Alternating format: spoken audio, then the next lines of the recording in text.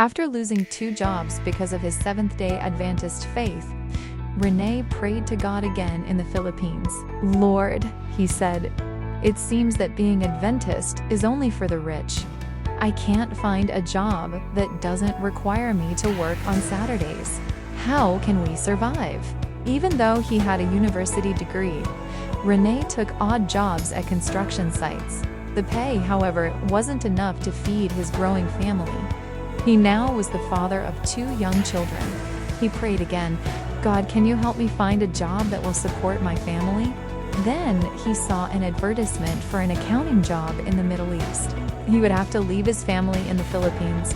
He applied for the position and, after an interview, was hired. It was a challenging time. When Rene arrived, he learned that the national weekend was on Thursdays and Fridays. That meant people were required to work on Saturdays and Sundays. While Rene had to go to the office on Saturdays, he didn't actually have to work. He read the Bible and Ellen White's writings.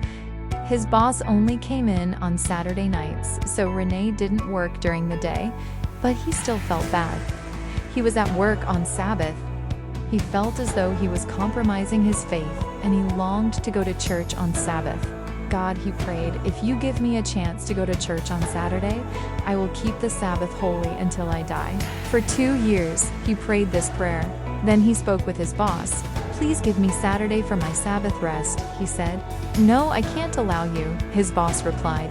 But he allowed for an exception, saying, "If my king declares Friday and Saturday to be the weekend, then you are free to rest."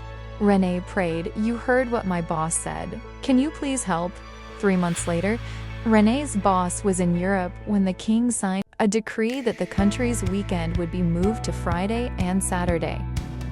Rene, who had been praying the whole time, didn't hear the news and went to the office as usual at 9 o'clock on Saturday morning. After sitting down, he checked his email to see if any important messages had come in. It was then that he saw the message from his boss. He read, "Rene, I heard the news from my king. I remember my promise to you that you are free to rest if my king declares Friday and Saturday to be the weekend." Rene closed the office and went to church. He was so happy that he cried.